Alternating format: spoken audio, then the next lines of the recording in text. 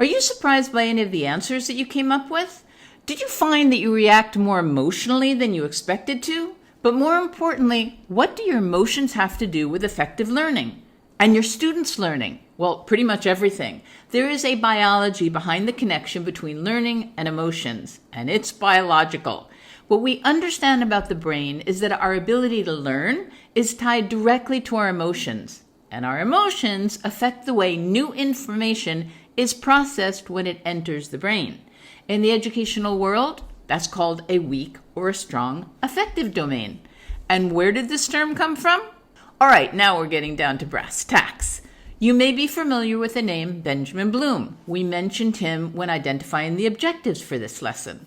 In the 1950s, Benjamin Bloom and his team of educational psychologists began to study the school systems, and they were disturbed, although I would say a bit horrified, by what they saw. Virtually all teacher-centered classes that included almost 100% lower-order thinking questions and tasks. So aside from the fact that the students were required to be in the classroom, either by the government and or their parents, they had virtually no autonomy. They were punished if they went against the teacher's rules, and a lot of times cruelly and corporally.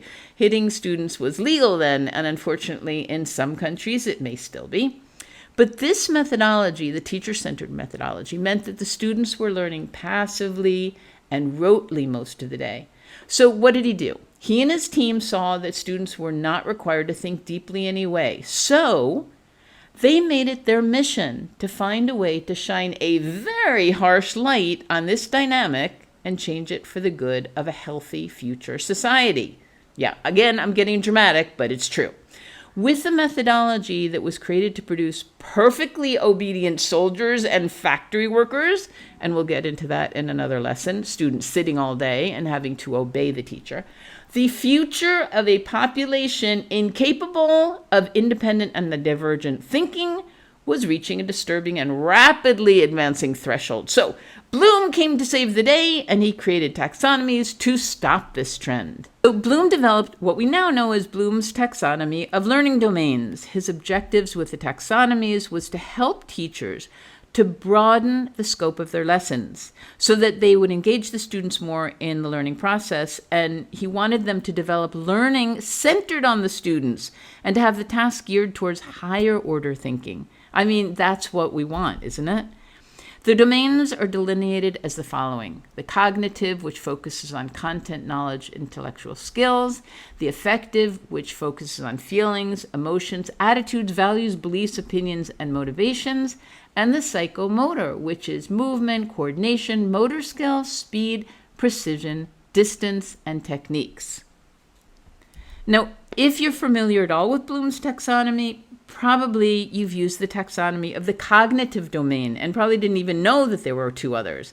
The cognitive domain is usually presented in that beautiful pyramid, but it's morphed into a whole slew of shapes and presentations. They're all the same, and they're all incredibly powerful. However, the affective domain has been largely ignored until now by most. Although with you involved now, it's probably going to gain its rightful place as the taxonomy that needs to be addressed first so that we have a healthy environment. Why? Because what you see on the screen, emotions actually have primacy over knowledge. And what in the world does that mean? I'll give you an example. When I began teaching, I used the authoritative model. No, what you're seeing on the screen is not me. She has a really clean shirt, and my clothes were never that clean. What I mean is that I entered the classroom as the uncontested ruler. I told the students what to do. I showed deep displeasure if they didn't do it. There was no collaboration. I had the first and last words. That's what I was taught. That's what I did. Did my students like to be there? I didn't even like being there. I went home every day feeling angry and unsatisfied, and really in the end, I just was disturbed.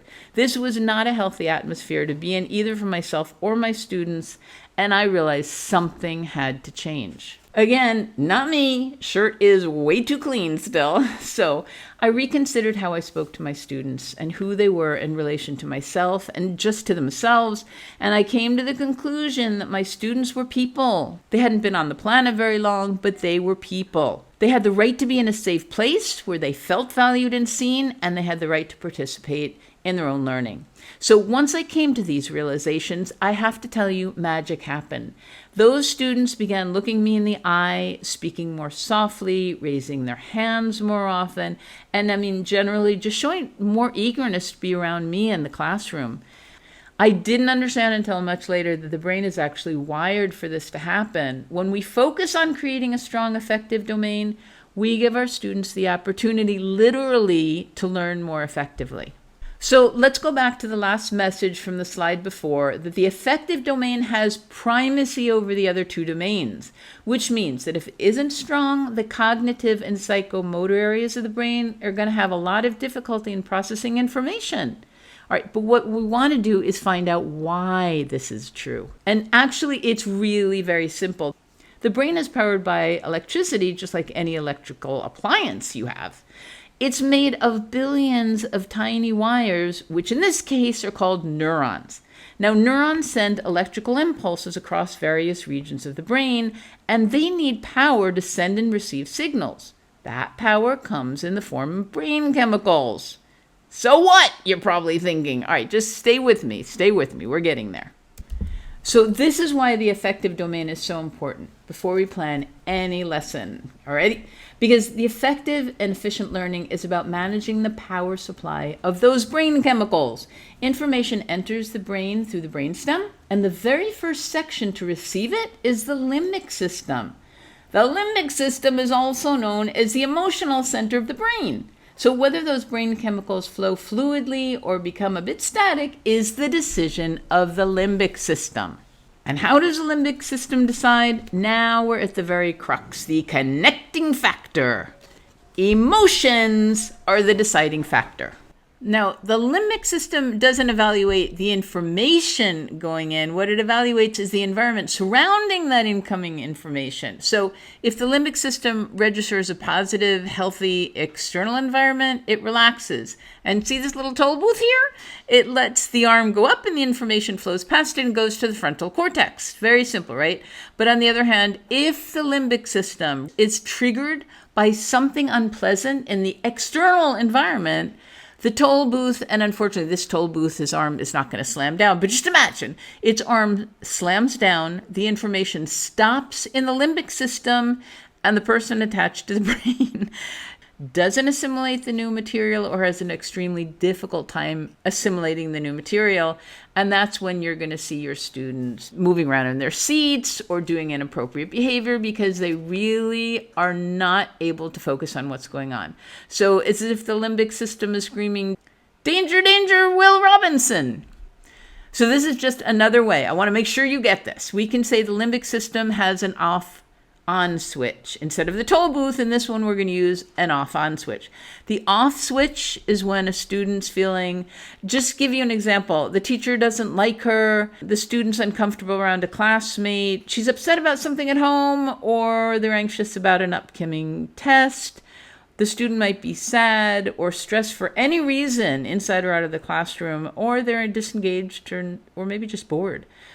So on the other side of the coin, if the limbic system registers positive messages, the student has eaten well, there's a positive external atmosphere in general, the light switch goes up, we feel safe and happy, and learning is fluid. So one last slide, and then we're going to go into how we can mitigate the effects of any negative triggers and augment positive triggers. So if the affective domain is weak or strong, it's going to affect our feelings towards learning. It's going to affect our motivation to participate in lessons, for instance. It could affect our attitude towards completing tasks in the classroom, our enthusiasm, our appreciation, and it's going to affect our values.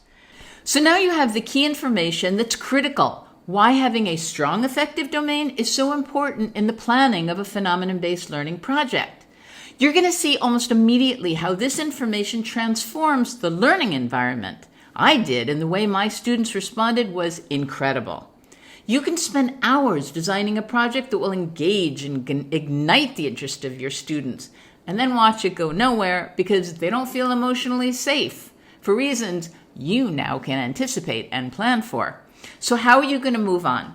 Now that you know the biology behind the affective domain, we're going to take a good look at 9 of the triggers that are the most common in the classroom that weaken the affective domain, and concrete activities to counteract them so that you can create a powerfully strong affective domain.